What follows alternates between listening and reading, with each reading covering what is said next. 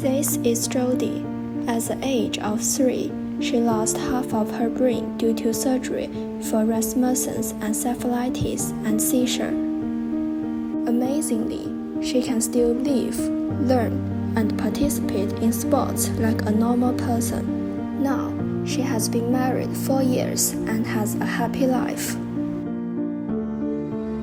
Another patient, Cameron, suffered from a severe brain disorder and Rasmussen's syndrome during her childhood, which severely impacted her family's life. Under medical advice, they reluctantly agreed to surgery to remove the left hemisphere of her brain. After the surgery, she was initially completely paralyzed on her left side.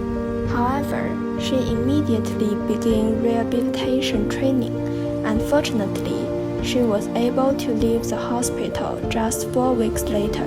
With continued rehabilitation, she eventually recovered to the point of being able to live a normal life. The frontal lobe is the largest lobe of the brain, located at the front of the head, and is responsible for high-level executive function, including planning, decision-making, personality, and voluntary movement. The parietal lobe, located at the top and back of the head, is crucial for spatial awareness, reading, writing, and mathematical skills. The occipital lobe is the smallest of the 4 cerebral lobes, located at the back of the brain and primarily responsible for visual processing. The temporal lobe, located on each side, above the ears, that processes auditory information, forms and stores long-term memories, and helps with language comprehension. Although some functions of the left and right brain are different, a healthy brain uses both sides for most activities.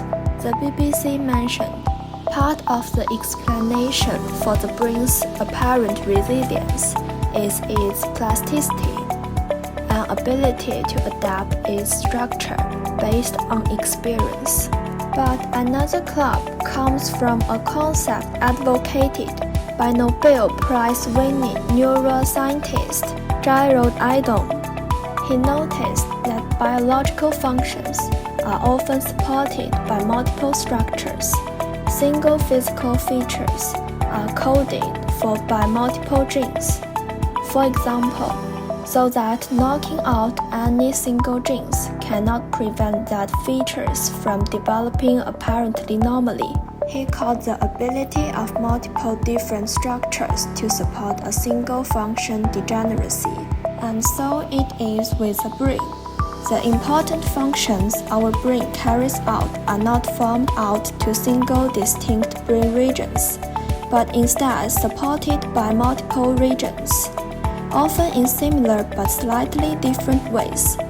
If one structure breaks down, the others can pick up the slack.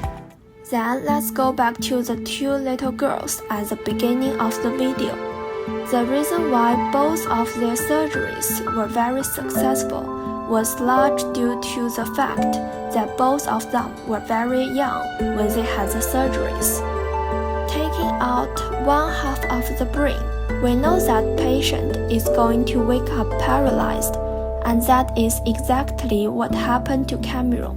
But because the pediatric brain is so elastic, her left of the brain took over for the right side after 10 hours of high-intensity recovery training every week for a very long period of time.